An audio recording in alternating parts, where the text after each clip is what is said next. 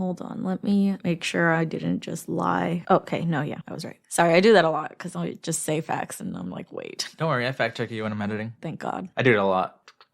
Wrong, delete. You know? Lying ass bitch. Not you, but both of us.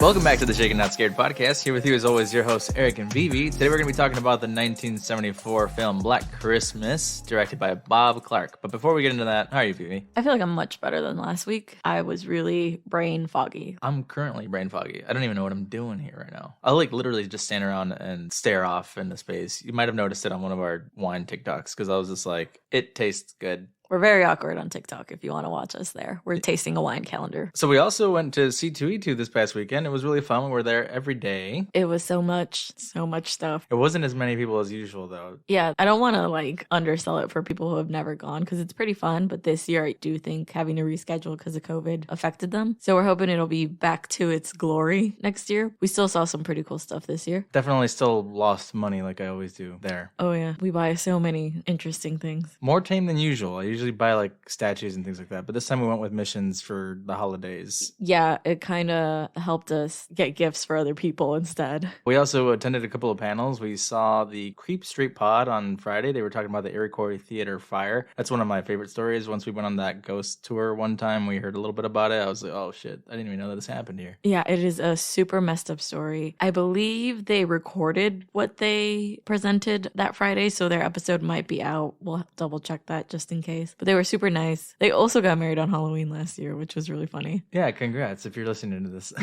The Nostalgic Critic from YouTube was there. That panel was fun because it was about what's your favorite movie that most people hate, or vice versa. What's a movie that you hate but everybody loves? I wanted to go up there, but the line was so long. I wanted to say that Season of the Witch was a movie I hate but people love.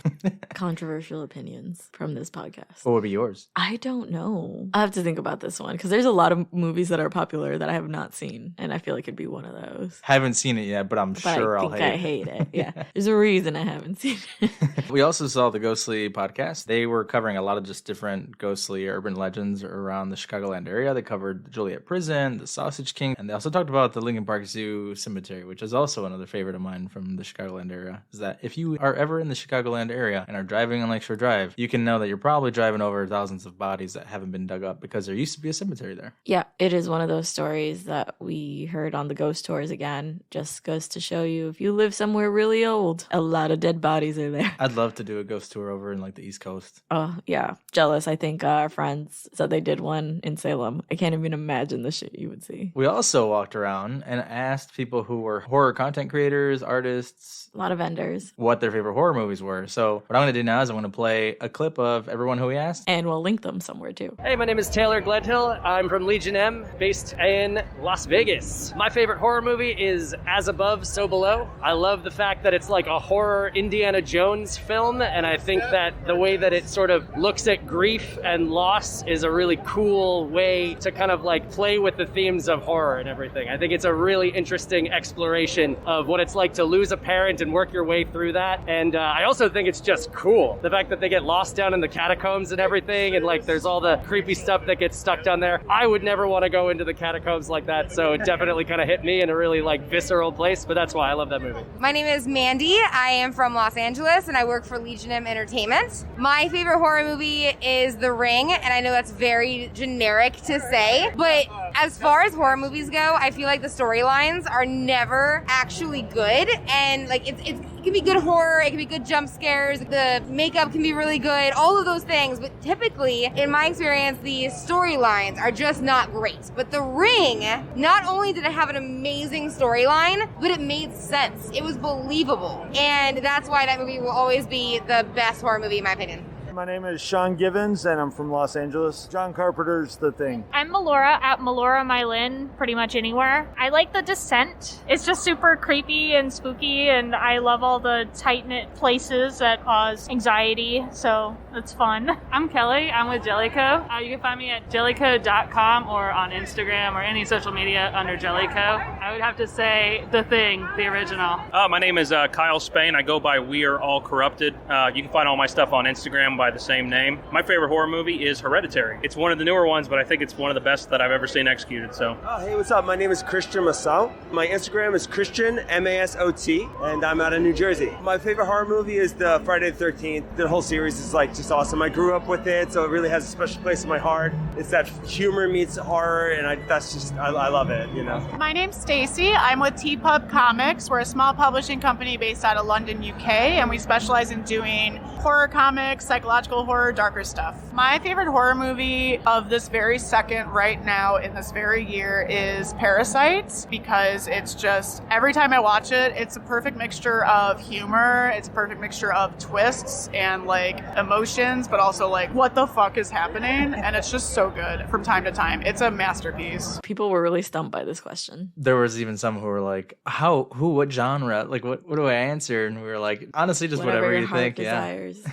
That was pretty much all the coverage we had. I think so. It was so much in 3 days. Vivi is still not recovered from I it. have not. Neither is Loki. No. What do you have for creepy content? I checked out this movie. It's been out for a while now. It's called Saint Maud. I think it came out in 2019. And I saw a lot of people talk about it when it was released. It's an A24 movie. It is very interesting. Like, I don't know if I even want to say that much because we might cover it. We might not. Very weird. Very interesting watch. Very vague review. Yeah, for real. What is it even about? What's the synopsis? Basically, a young woman who is a nurse experiences something very traumatic as a nurse and then becomes a born-again Christian, and she now does hospice care. She has a patient that is dying from cancer. She becomes very delusional and believes that she has to save her soul from the devil. It's not a horror movie that I've seen before. Let's leave it at that, because again, I kind of want to talk about it. Was it scary? It is scary in the non-traditional sense. There's some body horror in there and then like a couple jump scares. So it has some scary elements. You seem excited about it, so I'm assuming you like it. Is weird. I want to talk about it because it's weird. Gotcha. Well, that's all we got for creepy content. What do you have for comfort content? I don't think I have anything for comfort content this We went week. to Chris Kindle Market. Oh, yes. That is fun because it's the first time it's open since the pandemic. And we get the little mugs. It's essentially like a little German marketplace. Sells all Christmas decorations, German food, beer, pretzels. Oh, the pretzels are so good. Yeah.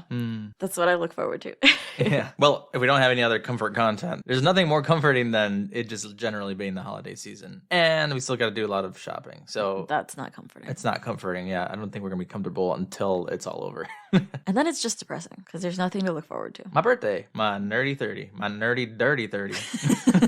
Yes. Let's talk about this drink. Yeah. We decided to make a holiday punch because we've done a lot of cream-based cocktails lately. This one's a little more on the fruit side. So I made like this cranberry syrup with some mulling spices, nutmeg, clove, and cinnamon. We mixed it with some cranberry juice, pineapple juice, and because Miss Mac, the house mother of the sorority in this movie, is always drinking sherry, we added some sherry and gin. I've never had sherry. Apparently it is a dessert wine. Did you taste it on its own? No, but I smelled it and it did not seem appetizing. There's also different kinds. There's cream sherry, extra dry sherry, which is what we got. The kind she's drinking in the movie looks like it's a whiskey bottle. What color is it? What we have is clear, but what she's drinking is a brown liquor. Yeah. That being said, that appetizing description. Do you want to try it? Sure. Cheese. Cheese. That is quite sour. Really? Yeah, it's really sour. It's not something that you would say like, oh, this tastes like a holiday drink, but it's definitely delicious if you like something on the sweeter side. Yeah, I'd say if it's the holidays. I could see myself drinking this opening presents happily. What would you rate it? I would rate it a 3.25. I'm going to give it 3 out of 5. You don't taste the sherry. We should taste it on its own. Oh, actually, you know what? We should do a shot of sherry. Let's see if I even fail first. Okay. Give me a chance. But I like this. It's a chill drink. Try it and let us know what you think. I'm always so surprised when people tell us they've tried the cocktails we recommended. Like, I know we're a cocktail podcast, but drinks are so subjective and people like very different recipes. So on that note, if you know somebody who likes cocktails and isn't aware of our show, let them know about our show. Are you ready for fun facts? Yeah, real excited. Black Christmas was inspired by a few themes, according to screenwriter Roy Moore, including the urban legend of the babysitter and the man upstairs. Super common urban legend. Babysitter gets a call. The calls are coming from inside the house. Goes and finds kids either murdered or gets themselves murdered. Yep.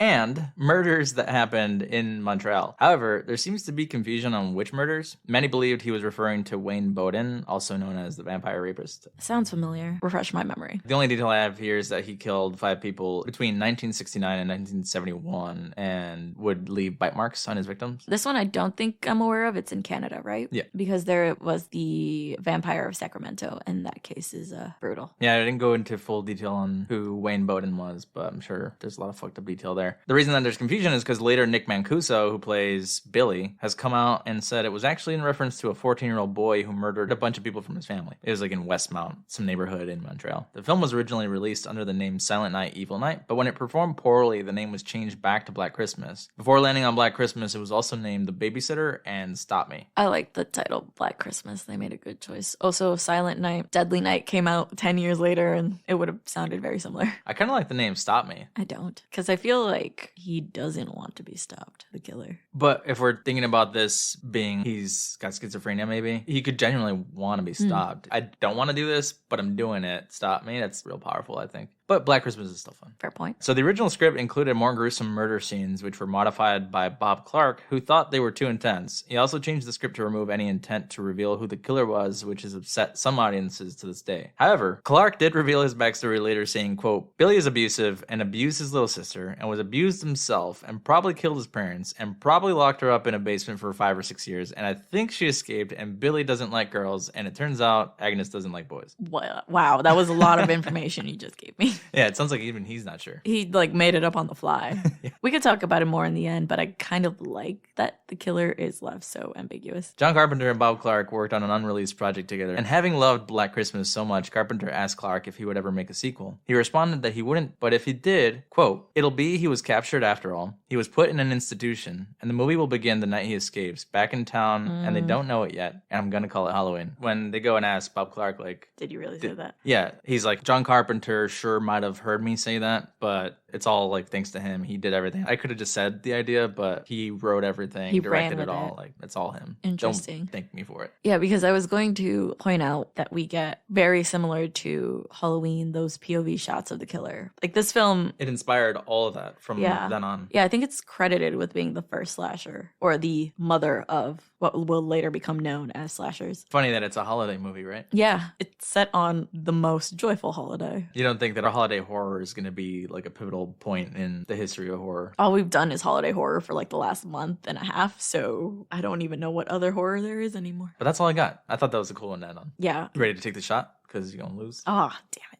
Ready, set, go. We open in a sorority house where they are having a Christmas party. Jess gets home and she is receiving creepy calls from someone. Really weird, disturbing calls. We meet all the sorority sisters and they are leaving for holiday. So Claire is packing and leaving and she finds someone in her closet and she gets murdered. And this is kind of the catalyst for the entire movie. The girls don't know where she is. They're searching for her. Claire's father gets involved. They get in contact with the police. The police is kind of shit, but then also kind of helpful when the lieutenant comes into play. Jess is also going through like a personal issue where she's pregnant and her boyfriend sucks. And the whole suspicion is that her boyfriend might be the caller that is constantly killing off the sorority girls one by one by one. We find out that the killer is in the house after the police have tapped the phone lines. And all the girls are dead except for Jess. And Jess finds Peter in the house and fights Peter off, thinking he is the killer. They leave her in the house alone for some reason, and we find out that the killer has not been found. You had 2 seconds left. But I did it. I wanted to try the sherry.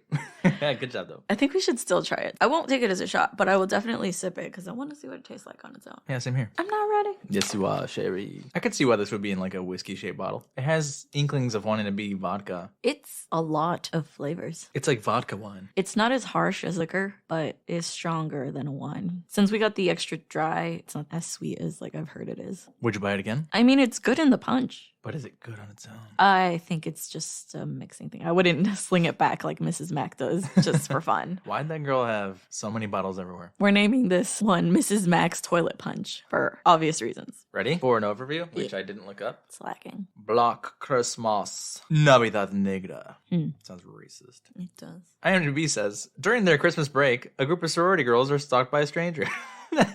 Great. Again, I just get the ones that want to use every word they've ever heard, ever. And not say the point. And not say the point of the movie. This just makes it sound like they're vacationing and some someone's dude's just following stalking them around. Yeah. Do we have a rating? It's a 7.2. It's pretty high. Yeah, it is pretty high. But given its history and what it's inspired, I think that moves the needle a little bit. I'm ready for this. I love this movie. I think I watched it for the first time last year. You showed it to me. Oh, it was your first time too? It had come highly recommended from my brother. Gotcha. We open on a beautiful, boatful sorority house. Lit up, decorated. That house apparently is actually in Montreal, and you can go visit it. It's now known as the Black Christmas House. Oh, that's fun. Let's go. It's been redecorated, though, and modified for upkeep, because 1974 is, 50 years ago? Jesus. It's been repaired a little bit. But we have an outside view of the home as Jess arrives to a Christmas party that her sorority sisters are throwing. However, we do not follow her into the home. Instead, we get a POV shot of the killer watching the girls through the window and surveilling the house. But we watch as he climbs the terrace and gets into the attic of the home, which is very eerie. It's all covered in spider webs, and they have very creepy artifacts in there. Well, if the sorority is old enough, I'm assuming that years and years of partying at this Random house parties has brought them a lot of random shit. If you pay attention to everything in the house, it's a lot of weird shit. I'm like, why don't they throw this away? There's a lot of bird cages. Did you notice that? Interesting. Yeah, there's a lot of weird decor. At the same time that this is happening, we're also getting introduced to a couple of the girls. Barb, who seems to be the sorority resident party girl. Yeah, they don't really mind her too much attention, even though you should. I think if I saw that somebody in my fraternity was always drinking, I'd be like, bro, you okay? They kind of show some concern at the end, but... Yeah, they don't really bring it up a lot. She does some concerning things that we'll talk about, though. She's on the phone with her mom. It sounds like Barb wants to go over, but then she's like, nah, we're going to go skiing on some mountain, and Barb's upset. I thought she uninvited her. I thought she was like, don't come for Christmas, but then she's going around asking the girls if they want to come with, and she seems mad about it. I'm unclear of the situation between the two. I wasn't sure if maybe she was planning to just go home and have a Christmas with her mother, and now her mother is saying that she's taking her boyfriend and going skiing. So and that's Barb has to now invite all her friends, or the mom wants to stay there with her boyfriend, and now she's just sending Barb off on her own to go skiing. Either way, I think this is put there so you know why she's like drinking heavily during the holidays. She could be upset about her family situation, which is what I like about this movie, how it gives you character development for each of these girls. It's little snippets. Yeah. Little clues as to who they are. Did you notice that her wreath on her room has shooters? Yes, I thought that was so funny, especially with Miss Mac going around sneaking booze. You could literally just pluck one off that wreath. Yeah. We need to up our decorating game because we don't have real shooters on our tree. We have like the little fake ones that you can get from Target, but no real shooters. I'm afraid Elvira will knock them off, and then drink them. The party is still kind of going on. We get introduced to Phyllis. They call her Phil. We get introduced to Claire and her boyfriend, Chris. Jess gets a call, and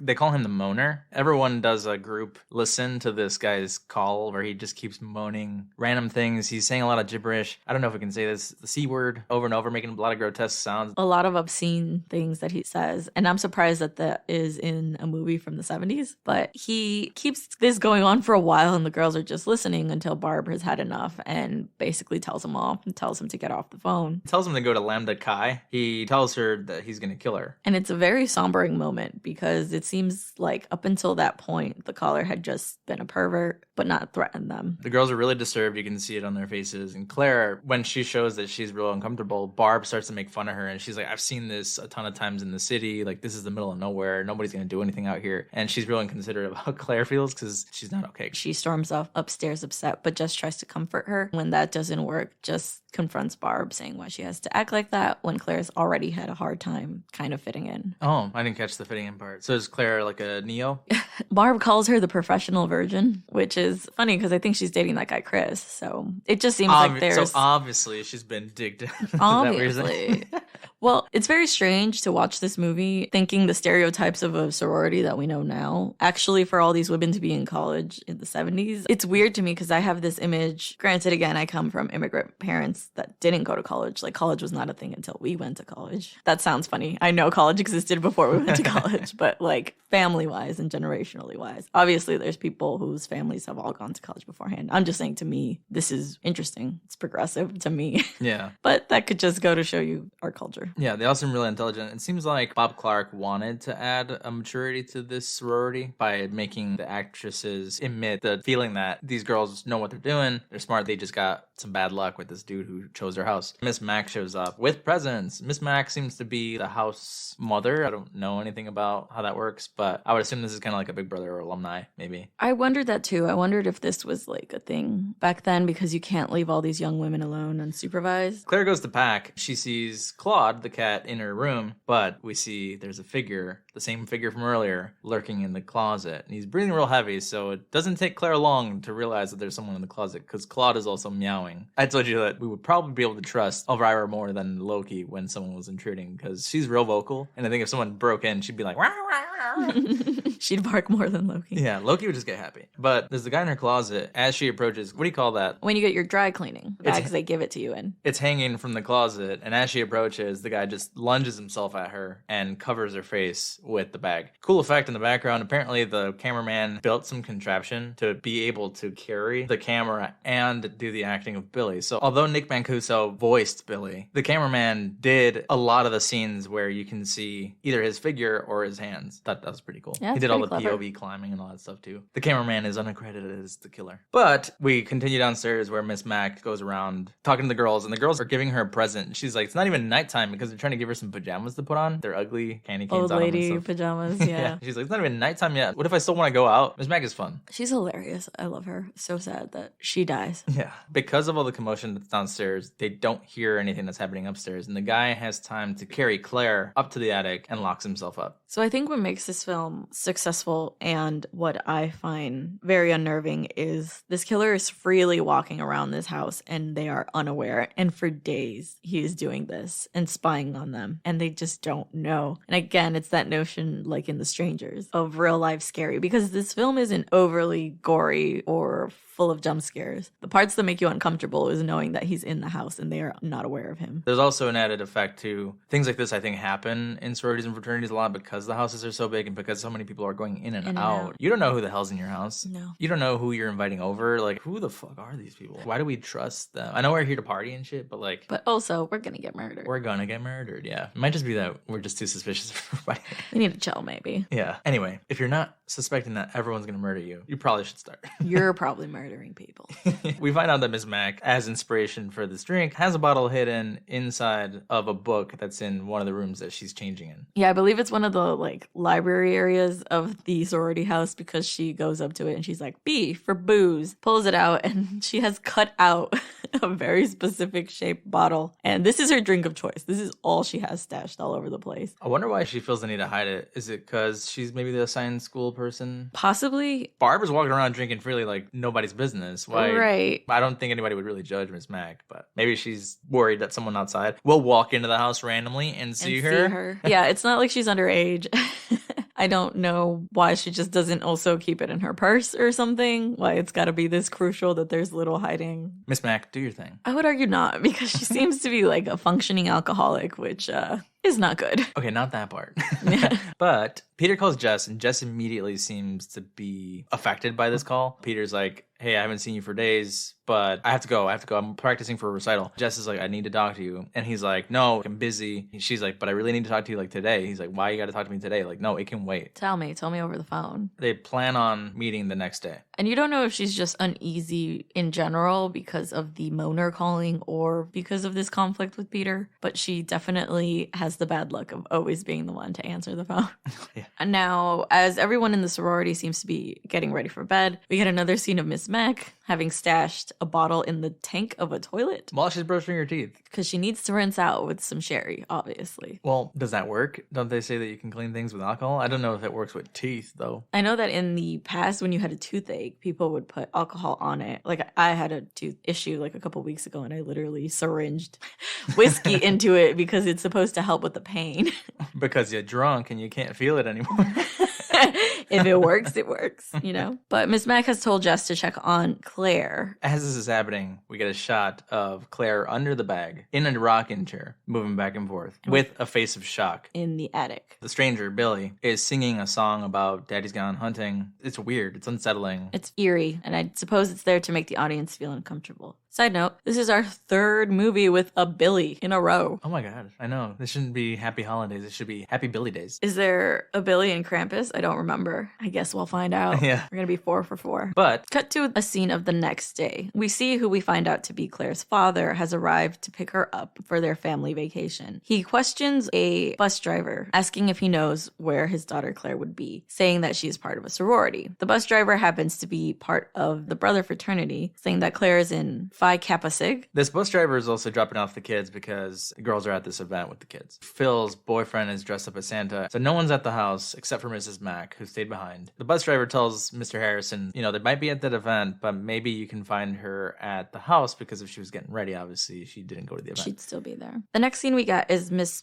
Mack answering Mr. Harrison's questions as to where his daughter might be. She informs him that she has packed and no one has seen her all morning. As this is going on, Mr. Harrison is looking around the sorority house, incredibly disappointed. There's a picture on the wall, like a human art piece. It's a peace sign, but there's a couple in the middle having sex. And their body makes up the peace sign. Yeah. There's also, what the fuck even was that? It was like a grandma with different emotions, and the last one's her sticking a middle finger out. Yeah, which is not that bad. And he is already offended by that one. He didn't even see the sex one. Yes. Yeah, he's like, what, grandmas? Sticking up their middle fingers? He tells Miss Mac, I did not send my daughter to this college to be drinking and having sex with men, basically. Mrs. Mac is funny, though, because the entire time she doesn't give a shit about what Mr. Harrison's saying. She's just trying to hide the sex peace sign. Yeah, with her hand. She puts her hand on the butt cheek of the poster. She informs him that the girls might all be over at the event they are putting together, it seems, for charity. While she's getting ready, she starts monologuing how pissed she is at Mr. Harrison. She's like, I don't dictate what they do. Like, that's not my job. My job is just I am not responsible for all the morals of every woman that comes in this house. She says they would hump the Tower of Pisa if they could.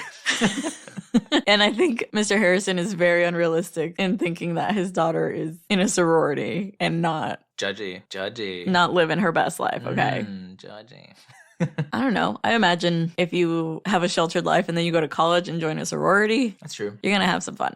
You better. Fucking better. Because Vivi couldn't. She's mad she didn't join a sorority. I'm not social enough to join a sorority. I knew some unsocial sorority people and fraternity people. They're living their best lives now. Good for them. Or not. I don't fucking know. Miss Mac, as she's getting ready though, here's Claude. She starts yelling out for Claude and is like, where are you, you prick? And Mr. Harrison, again, judgy, is just staring at her. I don't think that I would give a fuck if someone's dad was walking around unimpressed with my house. You're here for your daughter. I ain't got nothing to do with that. You don't have to judge me. I think she does have something to do with that, though, because she's responsible for these girls as part of her job. But is she? She literally just said she's not. Not for their morals. She's there to help them take her to the house and put them on the right path, but she's not there to watch them and tell them not to drink and live their best life. Yeah. I want to talk about this shot because it's incredibly creepy. As Mrs. Mack and Claire's father are leaving, we see the scene through the attic window where Claire's body is still there in the rocking chair, almost watching her father drive off with Mrs. Mack. It's very eerie, and it's just kind of unsettling that he doesn't know that his daughter is literally dead upstairs in the attic. This is a shot that kind of frames a lot of scenes in the film. The reason that I think that this doesn't work is because it's very visible from outside. Like Claire's head from the window, they literally zoom out with the camera. And then it's covered by like the bare trees and all the Christmas decorations. Also, if you would see that, you're seeing it from the ground level. What's to stop you from thinking it's just someone in their window or it's a Christmas decoration? You can't see the plastic bag from down there. If you're looking for somebody, you're going to take every lead you get, whether it ends up getting you nowhere or not, right? Well, that's what bothers me at the end of this film. Okay.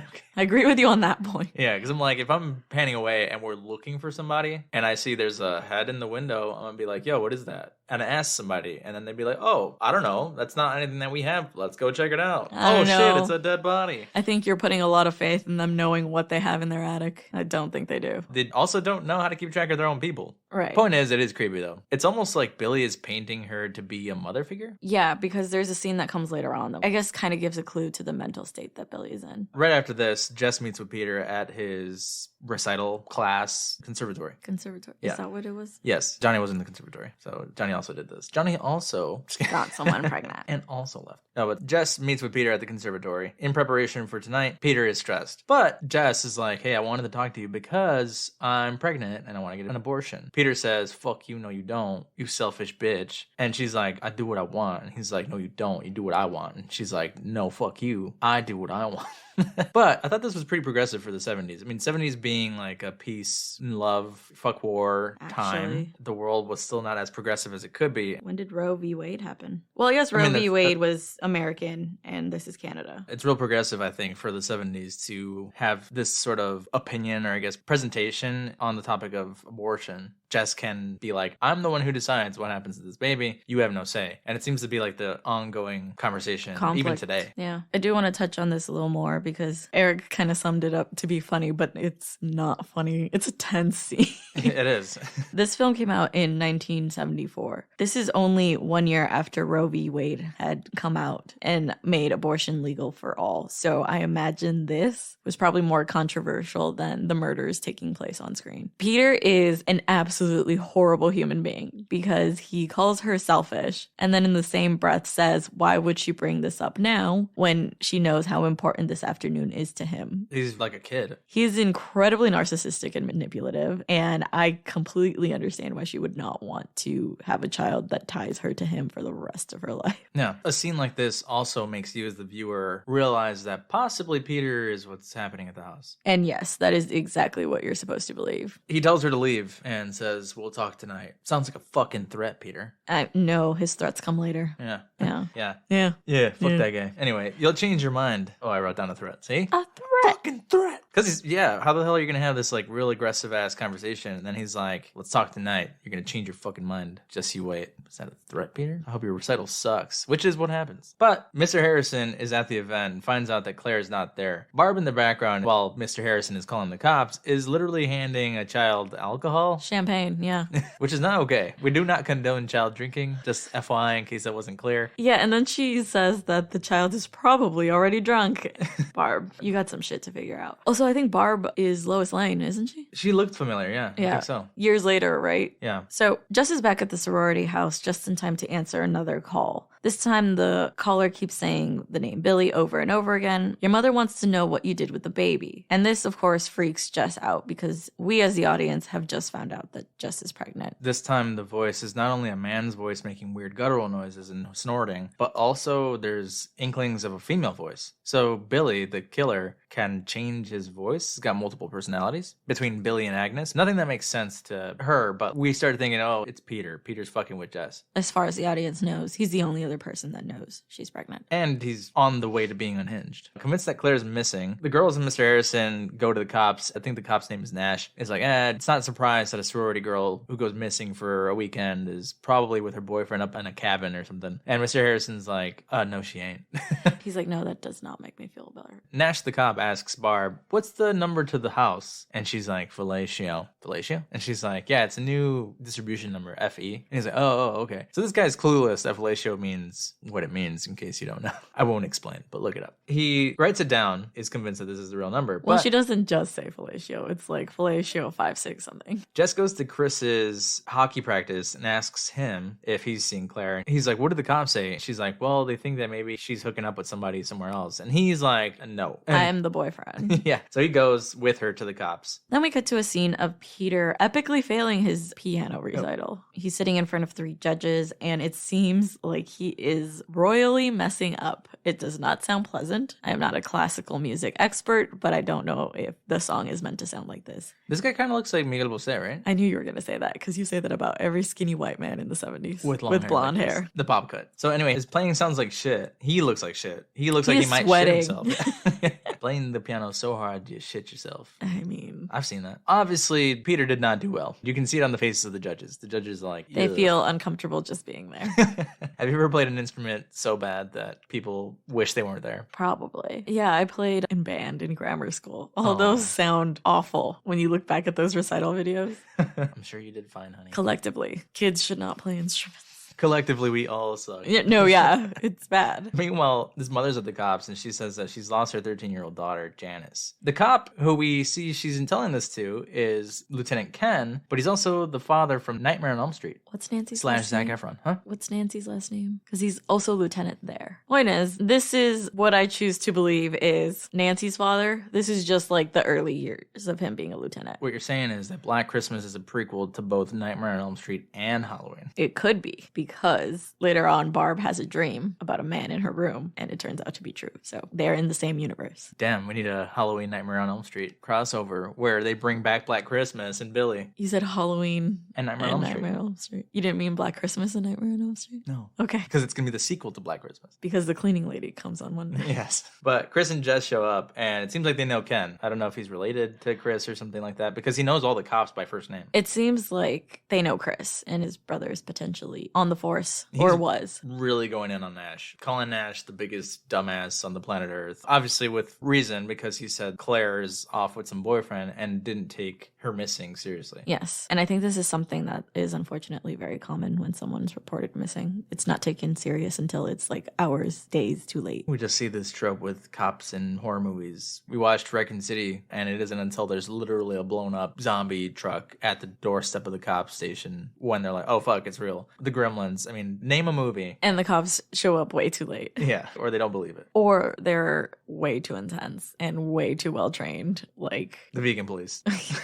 Well, yeah. I'm thinking more like Die Hard. Isn't he a cop? Yeah, and he's insane. He's intense. But Chris coming in and yelling at Ken is kind of what gets this investigation going. I felt kind of bad because he just left the mother there while she was making a report, but we later find out they are treating these cases almost as if they're related and potentially the same killer. I think this is also one of the first few films out of the 44 movies that we've watched, other than Saw, where the cop is fucking ridiculous, that the cops actually have like a plan that makes sense. They send out a search party, they get people together, they tap the phones, they're doing what they should. They're doing their job. Like this, yeah. Lieutenant Ken is definitely the lieutenant for a reason, and Sergeant Nash is at the front desk for a reason, and he's still messing it up. Right. They decide we'll look into it further. Back at the house, Mr. Harrison and Mrs. Mack, while they were preparing to see what happens with the cops, this scene just exists to show how unhinged Barb is. Barb feels that because Claire is missing, they blame her for having gone off on her the night before she went missing, for feeling scared, for feeling uncomfortable with the call. She's very much trying to like deflect with humor. She's talking about animals fucking for some reason, but then leads into how people are looking at her strange and how she feels partially responsible. I don't think it's so much that people are blaming her. She herself feels responsible for what's going on. But Miss Mac and Phil yell at her to go to sleep because she's just way too drunk and making a fool of herself, which she does. Peter plummets piano while pissed with pole. That's it. That's the whole movie. I was pissed. Pianos cost a lot of fucking money, bro. I was confused. Isn't this the school's property, not his? Yeah, Peter's a piece of shit. He needs to take his ass home. He's drunk. So he destroys the piano with one of the music stands and really goes in on it. And this scene only exists to show you that Peter is becoming unhinged after having failed his recital, something that he has prepared years for. So he sucks, and this is his whole life's work. Nothing wrong with that. I've done things all my life and still sucked at them, so that's fine. Just don't go destroying property and telling your girlfriend that she can't do what she wants. Yeah. Everyone gets together. Bare minimum, too. Just don't. So everyone gets together to do a search. The cops have gotten everyone in the neighborhood. They're at the park. They've got dogs. They got this plan. They're like, there's a dude on a snowmobile, but they're like, don't go too hard because the gas is going to throw off the smell for the dogs. Like, unnecessary they go details. really into the details with this search, just to imply that the neighborhood is up in arms. We're going to find either the body or the killer. Some clues. Something. Yeah. Or, I guess they don't really assume there's a killer yet. I don't think you would assume you'd find a body yet. The girl went missing. There's a good chance that she got lost. She's freezing. This search was organized for clues, wasn't it? I don't think they thought they were going to find her body just so out in the open where probably someone would have already seen it by now and reported it. I'm asking you because I thought that was a rule. Most manhunts aren't successful if they're not found within the first 48 hours. Yeah, I'm pretty sure there is a rule. Mrs. Max stays behind at the house, and you can also see that the figure is also standing by a tree, and you don't see who it is, but it's like a shadowy figure who sits down at the stairs. I would argue that at this point, this is Peter waiting for Jess to come home because they had agreed to meet at this time. And that's why he is later in the house napping, because they do kind of show his hair and stuff. It looks like Peter. This is also in here, so you suspect Peter as the killer later on. Miss Mac has stayed behind packing, and you can't do some packing without drinking and singing, as you do. We also get a shot of Claude licking Claire's body, which is cute. It's unsettling. Yeah.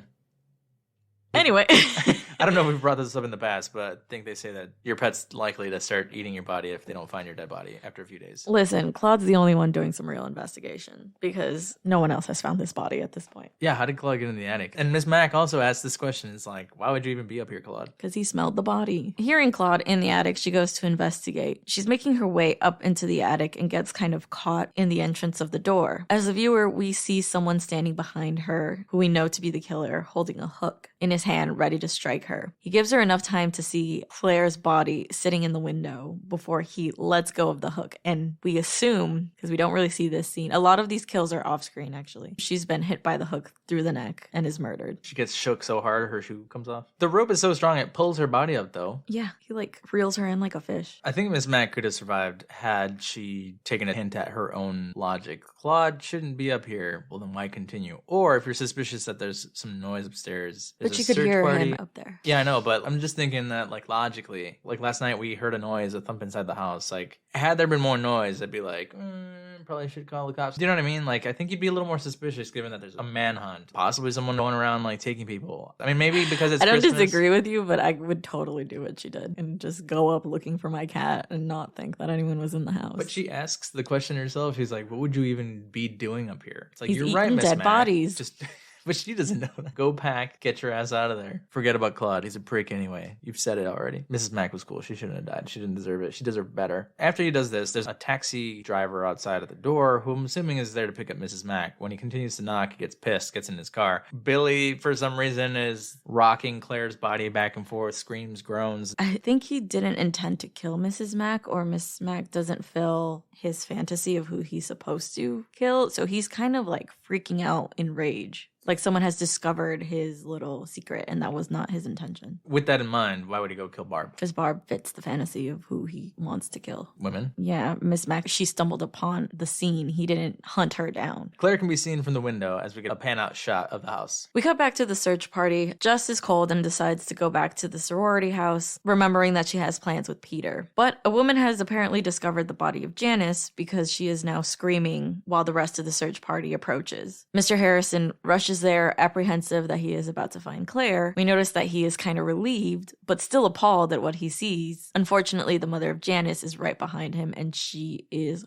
horrified. Her screams are drowned out by the ring of a telephone, where we are now back at the sorority house with Jess. And you continue to hear more voices of Billy's. A female voice who you assume is Agnes, and then also a child saying, "Help me, stop me," yelling gibberish. Another note on the voice acting. Bob Clark also did some of the voicing. Nick Mancuso was the main Billy, but Bob Clark and some of the actresses also helped with doing the voices. Apparently Nick Mancuso, in order to add a guttural effect to his voice, said that he did some voice recording while upside down. Well, that's a commitment to the job. Jess finally had enough and decides to call the police about it. As she's making the phone call, Peter walks in behind her, but we don't know it's Peter at first. We get that POV shot of the killer again until we focus on Jess and realize that it's him standing behind her. He's trying to have a conversation with her. As a viewer, we're already suspicious that Peter is even in the house to begin with. He is trying to get Jess's attention and kind of doesn't care that she's clearly in distress and trying to call the police. Sergeant Nash is again very dismissive of her, takes down some notes, but lets her know that no one will probably get to it because they've just discovered the murdered body of Janice. Lucky for Jess and the rest of the sorority, Mr. Harrison and Phil are there at the police station and hear this call being reported. They obviously know that the two are connected, so they further escalate this to Lieutenant Ken. Meanwhile, Peter, here only to talk about his problems and his needs, talks about how he's sick of living at the conservatory, says he's quitting and they're getting married. He doesn't ask her, he tells her they're getting married. And Jess answers in a reasonable way for someone who's in college. Remember when you grew up and you said that you dreamed of doing this thing that now you have fucked up? Yeah.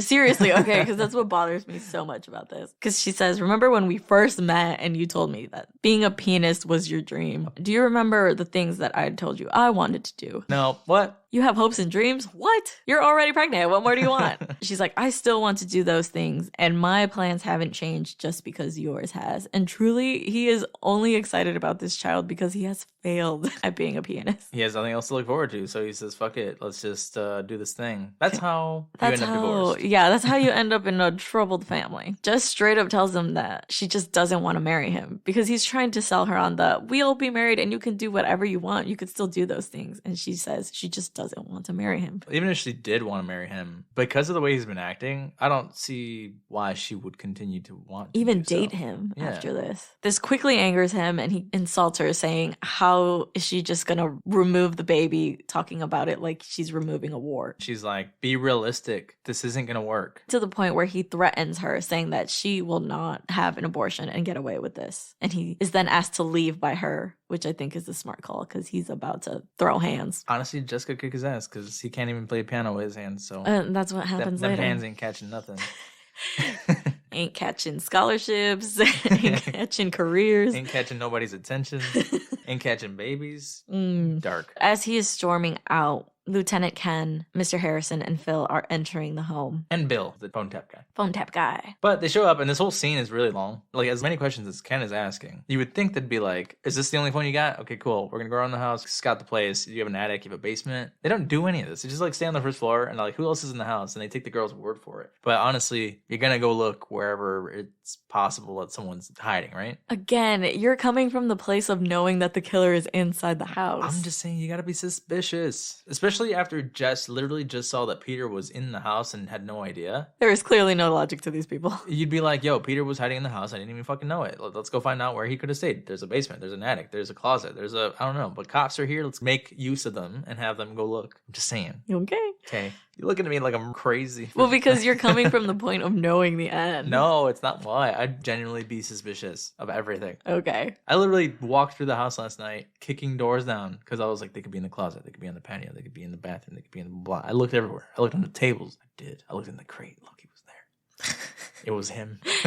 Well, we came to the conclusion that it was probably Elvira throwing herself at the doors. Because she's insane. Because she has learned how to open doors. Oh my God. She does running jumps to open our bedroom door. She goes from the living room all the way to the back room where our bedroom is and opens the door by throwing herself at it to get in. And she's equally a crackhead as her brother, but also I don't understand her fascination with getting into that room. It is the coldest room in the house. You've found her in there, right? Yes. I walk in there and she's just on the ground, like not she's even just doing sitting anything. there, like this is just where she wants to sit, and you won't let her in there. She's not even like on the bed. She's just on the ground, just there, right by the door. I did it. It was a lot of work. I'm tired now. I can't explore anymore because I'm exhausted.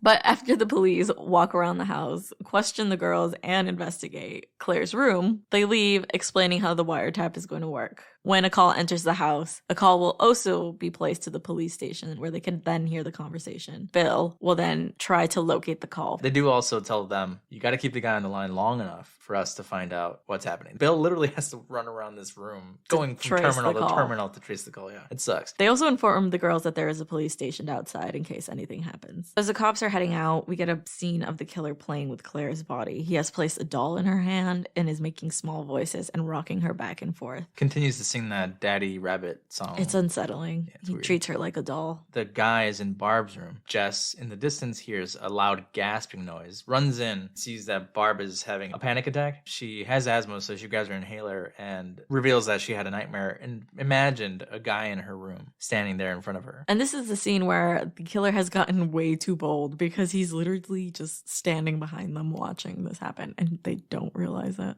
Yeah, I don't know. The house is like old enough that it would creak every time someone walks around. Yeah, after Jess helps Barb out, she hears the carolers outside and watches the carolers sing this entire song. I've never lived in a neighborhood where people carol. I don't think we do this on the south side. I've never seen this be a thing. No. I feel like this is a very old-timey tradition that we don't see anymore. In the suburbs, maybe they still do this? I don't know. People with money do this? I don't know. Point is, it's rude to leave. So Jess watches the entire thing. To the credit of the kids, they sound pretty good. They do. I was thinking about how awkward this scene had to be. Jess is kind of just like grabbing her necklace and like staring. Well, it's true. What do you do while you're watching them? It's like when you get sung happy birthday. Yeah, you just kind of deal with it. So she's watching, but upstairs, Billy goes back into Barb's room. Barb seems to also be wrestling and having another nightmare because I'm assuming in her drunkenness thinks it's the dream again. He grabs what I thought was a trophy, but she has a lot of glassware everywhere. She seems to have a lot of like porcelain glass figurines, yeah, which make the scene very beautiful. It's just an odd choice. I don't know if these were popular in the 70s. These two scenes are undercut with each other. So the caroling is going on while Barb is about to be murdered, kind of making it very artsy. This is the scene that reminds me a lot of Suspiria. Gotcha, with the music and things like that. Yeah, he grabs this glass unicorn head, and to the theme of the music, turns it on its side, uses the unicorn horn to stab the shit out of Barb over and over, while shards of these other glass figures are breaking. It reminds me of Suspiria because, one, the blood is extremely pigmented and bright red, and it is shot in a way where the main focus isn't anything that's going on in the background. It is solely black, the glass figurines, and Barb's blood, with only slight glimpses of the killer. In an abstract form through the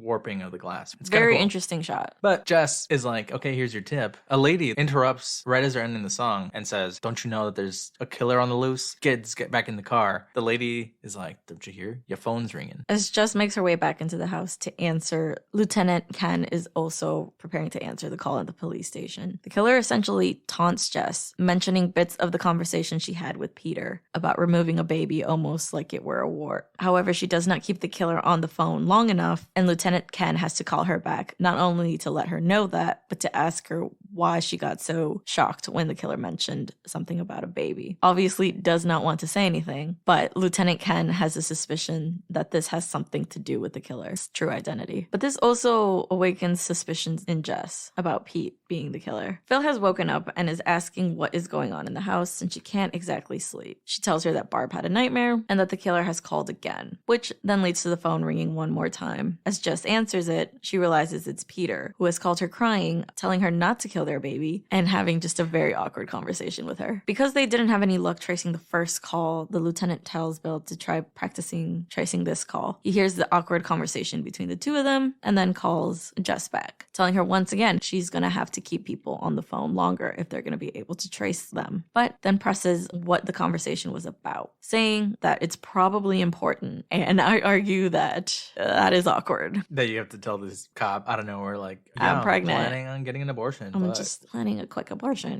no big deal. he could be like some really religious cop and be like, fuck you, I'm not helping you anymore. Exactly, like just plan to. Well, this is Canada. We hope it's a little more progressive. I don't know. I don't know. Murderers also run free in Canada, so I don't know. Yeah. Phil, earlier, knowing about Peter, was like, there's no way, like, Peter's sweet. He couldn't be the killer. Jess is like, wait, no. Peter was in the house earlier when I had just gotten off the phone with the killer. It can't be Peter. And Jess feels like a sense of relief. We get this funny scene of then Phil getting some water and being scared by people in the window. Turns out it's people from a search party that are going around and telling them to lock their doors and to call them for help if they see the killer. The girls laugh this off because it's funny how scared they got, but then have a serious moment of realizing that no other doors or windows are locked in the house. Do you realize that this is the only door and window that's locked? Whoa. Cut to them walking around the house, locking and closing all the windows. Yeah. Phil, though, immediately gets murdered. She goes into Barb's room. Here's a strange noise. The door moves a little bit. Phil turns around. Gasps in surprise, doesn't get to even yell. The killer then slowly closes the door behind her. Phil's dead. Meanwhile, Jess goes around locking all the doors and windows. The phone rings. You hear more pig noises. At the same time, because Ken has asked, where could Peter be? She's like, the conservatory. Him and one of the other cops go to check the conservatory and they find the smashed piano. Him not being there gives Ken more suspicion of Peter, that he's unhinged. And he might be the killer. It seems to be her that's always the one answering the calls. I don't know if it's because the killer knows she's pregnant and has like this issue with his sister or children, keeps asking for the baby. If he seems to spare her because of this reason, or he enjoys taunting her because he just quickly kills off everyone else. That's true. He never reveals himself to Jess. Maybe because he does say, help me, stop me, to Jess when Jess answers the phone. Maybe he sees Jess as like his conscience. I don't know. Or a mother he's able figure. to talk to her. Yeah. Because she's pregnant. Interesting. Ken hears the conversation though, and Bill, who's at the terminal place, finds the terminal is actually for the house that's on 6 Belmont Avenue, I believe is what the street was. He tells Ken. Ken's like, no, that's not right. You got the wrong thing, man. He's like, the calls are going out, but also coming in. Which doesn't make sense, right? I don't know. I don't remember how old phones work. Well, we just talked about how when you are on a call, you can't receive another call because the line shows up as busy. You can't make a new call to yourself. Can you call yourself? Unless they have multiple phone numbers, but then that seems multiple like lines, right? redundant. You might want multiple lines if you're in a sorority house, though. Extensions. I don't know. I don't know how this works. I am not a gremlin. I am not a certified electrician. Was there no caller ID? No. But was there Star 69? I don't know. Is Star 69 still a thing? No. No? It's caller ID. Oh, that's true. Yeah, I guess you do always see the number. You sound so disappointed by this. Because people don't know what Star 69 is anymore. It's okay. What was Star 67? I don't remember. There's a bunch of shit you have to know. It's where you call and murder people. Oh, okay. No, that's 811 Hell. What was it called? Oh, yeah, that movie. What's the movie? Is it 811 Hell? 1-800-HELL. That's not even a full number.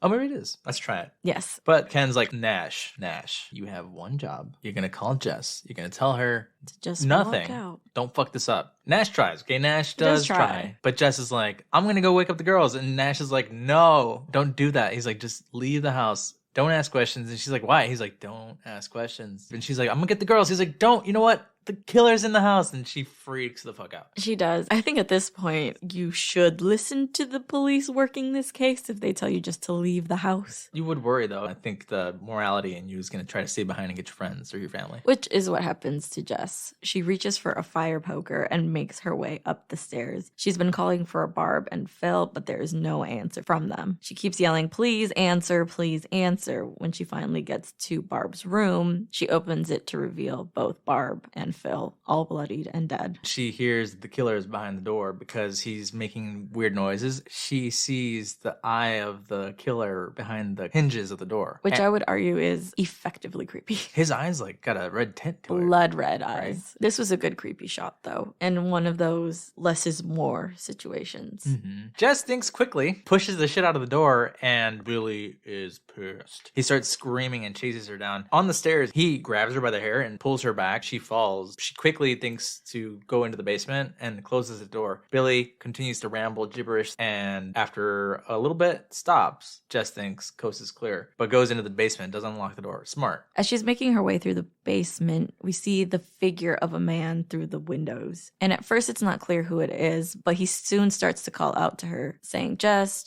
it's me, Peter. Are you in the basement? Let me in. And I would argue, yes, Peter is incredibly suspicious. How does he know that she is in the basement? How does he know it is her? Why is he crashing through the window to get to her? Why does he break the window down? Jess, rightfully so, does not answer him and kind of hides further in the basement. When he breaks his way in and walks towards her, slowly crouches over and he's like, don't you hear me talking to you? Don't you hear me calling you? Why are you doing this? Why are you hiding? We cut away. We don't know what happens, but I wish we did. Yeah, it's one of those leave it to the audience moments that I have a lot of thoughts about. I mean, she fucks him up. I mean, she does. But we cut to Lieutenant Ken arriving on the scene, has no time to inspect the situation because he hears Jess's screams from inside. This is when we, the audience, finally see that Jess and Pete are on the floor. Pete completely covered in blood. Covered in mild sauce. Yeah, it's pretty bright red. And Jess appears to also be killed, but when they call her name, she seems to respond. We don't know what went down here. No, she squeezed his insides out. I'm assuming she did some damage to his internal organs, causing him to bleed like that. Hit him on the side of the head. I just wish I knew how she kicked his ass, because he deserved it. Obviously, it was a struggle because she also kind of went down, but this is so odd to me. Obviously, I agree with her. I would have suspected him the entire time, but then he clearly wants her to have this baby. Part of me is surprised that he doesn't want to just take her and tie her to a bed until she has this baby. I don't think he would do her any harm because that could result in harm to the child. But in a life or death situation, you can't be too short. Yeah, I agree she did the right thing because at the end of the day, she rid herself of someone terrible one way or another. Not saying that it's okay to murder. Do not murder anyone, okay? Yeah. But unfortunately, we find out she murdered the wrong guy. You know what's weird is that this kerfuffle happened, but she's not visibly damaged in any kind of way. Like, he's bleeding like crazy, and she just looks almost unbothered. Her hair's not even messed up. Like, she's a woman. Even if you kill someone, you gotta look good doing it. Okay. You can't get blood on you. But Jess is taken upstairs and put in her bed. She's been doped up to kind of help with the trauma of everything that's happened. And around her, the police are kind of wrapping up the investigation. They have discovered the bodies of the other girls. However, they have not discovered the bodies of Miss Mac and Claire. They're wrapping things up. You as the viewer are also hearing a lot of loose ends tied up. Mr. Harrison and Chris are in the room. Mr. Harrison, as they're starting to wrap up and they're like, okay, we cleaned up the bodies. What do we do? All right, we'll start working on the paperwork. Mr. Harrison passes out. I'm assuming because they say they didn't find Claire. This is all just too much. You clearly don't think that something good is going to come out of this if they found 2 other sorority sisters dead.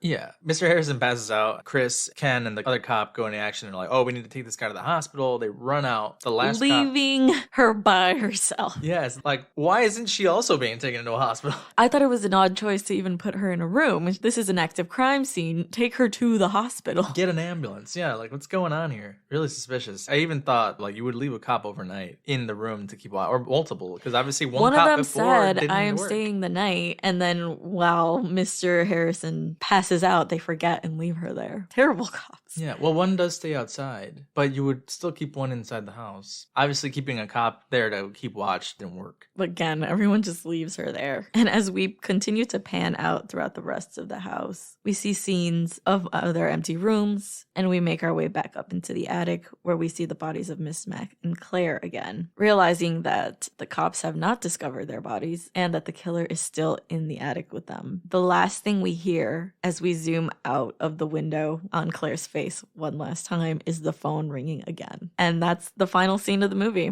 zooming away from the house. Yeah, you see Claire's head from the 3rd floor window. Again, you wouldn't see it from the street. If we're investigating this fucking house, I mean, I agree. They need to go check the attic at this point. They need to check everything, especially since they found Peter and her in the basement. Where was he making these calls from? Oh, the phone in the attic. Let's go check it out. Yeah. How long has he been here? Did he also kill Janice? I'm not saying they did a great job, okay? But yeah, that wraps up the movie. What do you think of it? I like it still. I like the surprise at the end that Billy and Peter are not the same person. What do you think? Yeah, I really like this movie. I would probably put it in my top 5, honestly. I think it's effective in being scary without actually being over the top. You got to give it the credit for being one of the first slashers. And it's not even that gruesome. Bob Clark brought that down. So I wonder how intense the kills were before. I think it holds up over time, even though it's set in the 70s. I give it an 8 out of 10. I would give it a 9. I feel like with more intense kills it would have been cooler, but the way that the movie currently exists is really good. I heard that the first remake dives deeper into like what Bob Clark described as the intentions behind Billy. But I think part of what makes it so good is how little you know. Don't get me wrong, upon first watching this, I'm like, I want to know who this is and why he's doing what he's doing, but that's just not how things work sometimes, and that's what makes it scarier. I was thinking, like, what if Billy in the attic is Billy from Silent Night, Deadly Night? I mean, the movie was going to be called Silent Night, Evil Night, so is he dressed as Santa the entire time? Who knows? Maybe he was looking for the chimney and found the terrace instead. Do not like. The real kicker would have been had he been like, punish, every time he killed somebody. Badly. What would you say scared Loki? He does not like people singing, apparently. And I didn't know this because I sing all the time and he doesn't. This is not to give myself props, but doesn't really mind when I sing. Every time that we watch something and people are singing, he's like, starts growling. Because he thinks it's strangers. He just does not like people having fun. Because he also does it when kids laugh in movies. The only person who should be laughing is me. But do you want to tell us about it, Loki? I am sorry that people sing. What we'll do is take him caroling with us. Since we live in the suburbs, we can find out if it's a thing. Or he also just hates Christmas music like I do. The disrespect. But is that pretty much it for us here? Yeah. Go watch Black Christmas. Try Mrs. Max. Toilet Punch. It's really good. As always, we hope you guys had a good time here with us. You can follow us pretty much anywhere at Shaken Not Scared Pod, except Twitter. Twitter is Shaken Scared Pod. You could send us an email at shakennot@gmail.com. Support the show on Patreon. You can get early access to episodes or a bonus episode and themed drink idea every month. Listen wherever you get your favorite podcasts. Give us a follow. Check out our drink videos. Be sure to like, rate, review, all that good stuff. Okay, thanks. Bye. Bye.